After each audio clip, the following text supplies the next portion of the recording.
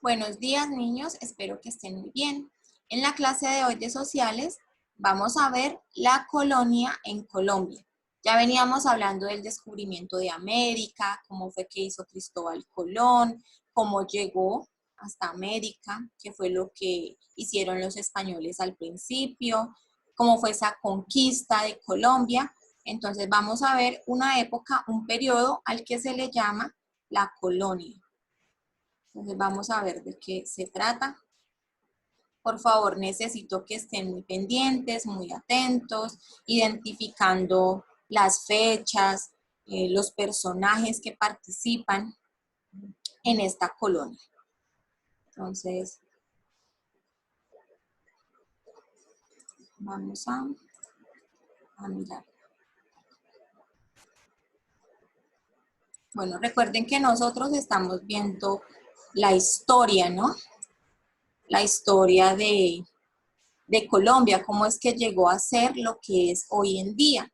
Entonces, antes de que fuera Colombia como la conocemos, pues pasaron muchas cosas. Una de esas fue la época de la colonia, entonces vamos a prestar mucha atención.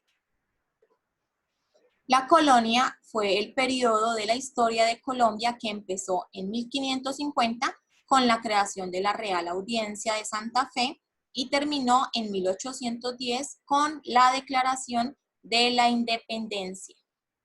Ya sabemos cuándo empezó y cuándo terminó.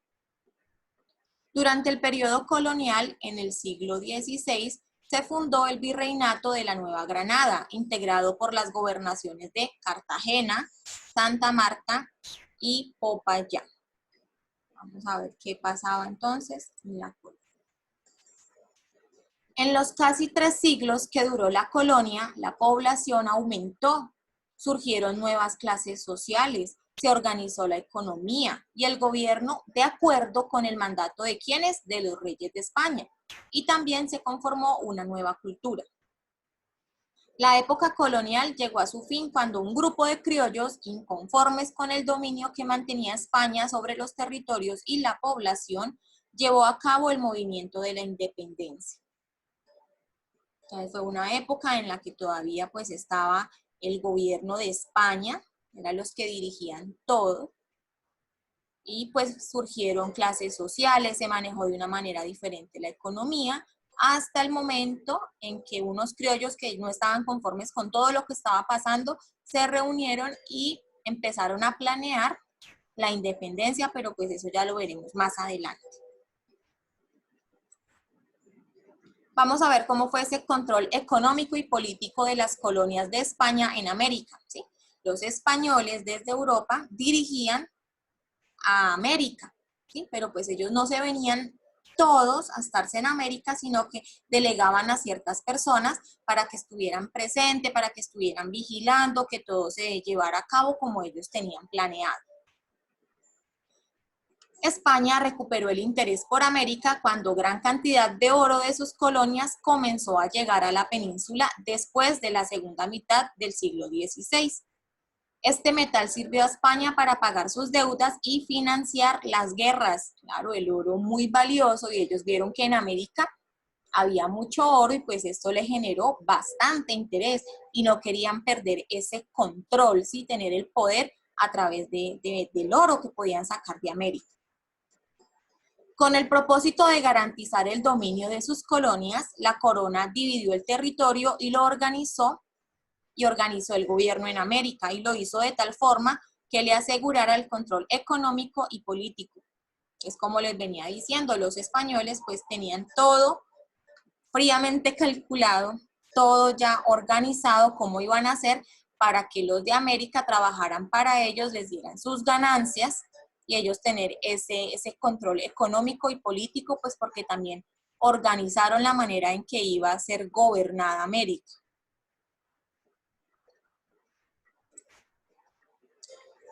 Los reyes españoles mantuvieron un estricto control sobre las instituciones que crearon para gobernar y sobre sus funcionarios. Ellos estaban pendientes de todo, que no se les escapara nada, que se cumpliera todo como ellos querían, como ellos habían planeado. De igual manera, el rey controlaba la creación de nuevas leyes, la administración de justicia, la distribución de las tierras y estaba al tanto de todas las riquezas encontradas en los nuevos territorios.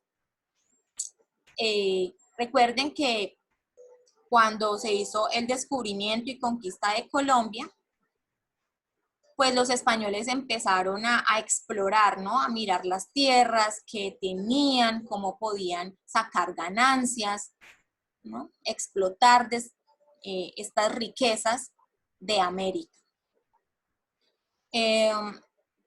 Por este estricto control a esta forma de gobierno se le llamó absolutismo monárquico. Entonces, ¿qué fue el absolutismo monárquico? Anteriormente está mencionado. Es esa forma en que controlaban la creación de las nuevas leyes, la administración de la justicia, la distribución de las tierras. Bueno, estaban al tanto de todo lo que ellos conseguían en las expediciones, ¿no? Todo lo que se comercializaba. A esa forma, a ese control, se le llamó absolutismo monárquico. Tengan muy presente eso, por favor. Vamos a ver los funcionarios. ¿Quiénes eran los que trabajaban? ¿Cómo lo hacían?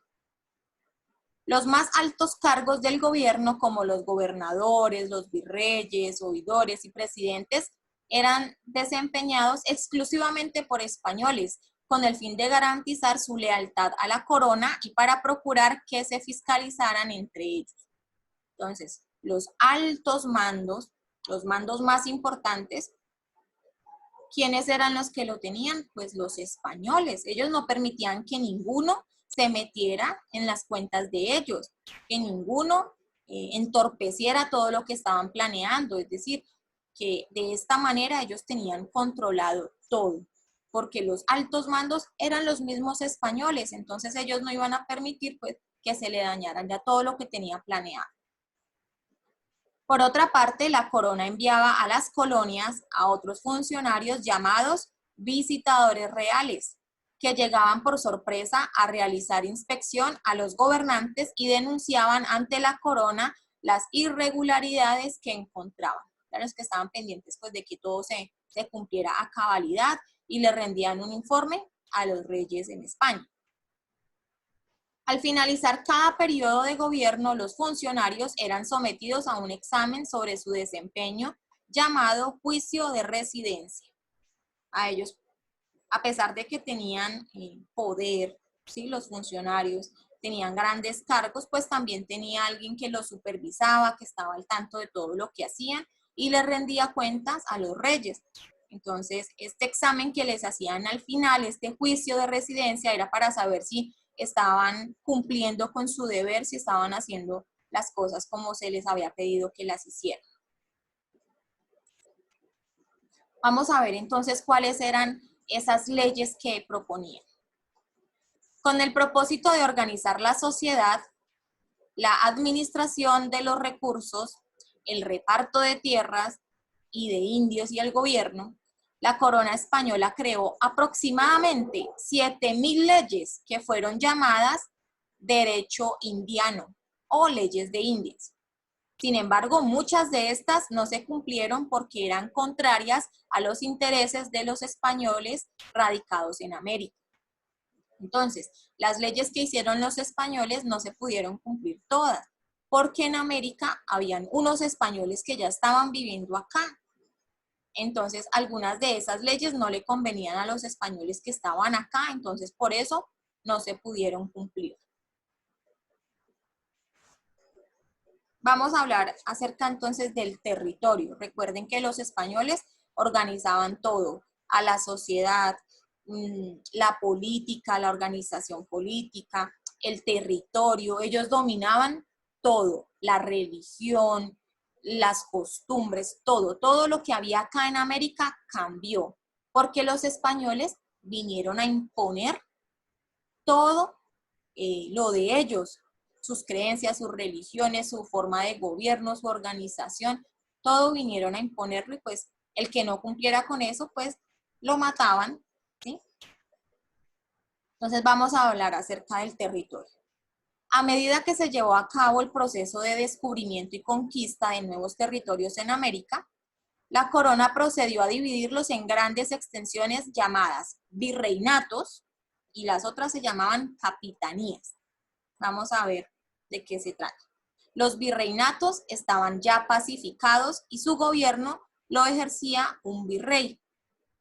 Entonces los virreinatos eran los que manejaban la gente que ya estaba tranquila, que ya se dejaba mandar, cumplía todo lo que los españoles pidieran. Entonces, a ese grupo de personas entonces se organizaron y pues ya le llamaron virreinatos. ¿Y quién dirigía? Pues un virrey. En cambio, las capitanías era donde estaban los indígenas rebeldes, los que no se dejaban amedrentar, los que querían rebelarse contra el rey, contra todas las leyes españolas. Entonces, a eso se le llamó capitanía. ¿Y quién era el que dirigía eso? Un militar, un capitán general, ¿no? Que es la autoridad militar.